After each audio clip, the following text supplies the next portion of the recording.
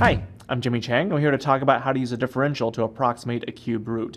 Now, a differential is a calculus concept, as you might imagine, and what we're going to do is we're going to write the cube root function and talk about how you can use differentials to approximate a cube root. So, one of the things you want to think about is a cube root is thought of as y equals cube root of x. Now, when it comes to differentials, it involves taking derivatives, but as you might imagine, any radical you want to rewrite as an exponent. So you have y equals x to the 1/3 power.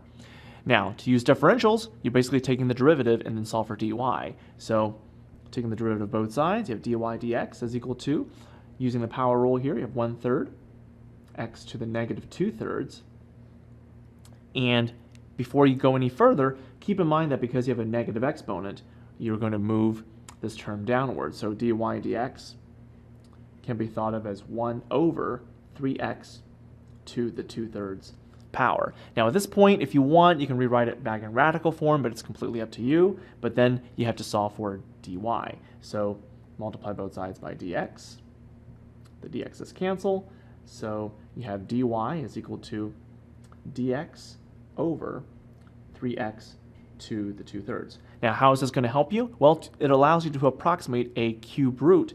Basically, what you want to do is plug in, if you want to find the difference between the cube root of 9 to the cube root of 10, or the cube root of 8 to the cube root of 9, just plug in the numbers for x and the change in x, which is what dx stands for, and you'll be able to find the approximate difference between the cube roots. So, I'm Jimmy Chang, and that's an overview as to how to use a differential to approximate a cube root.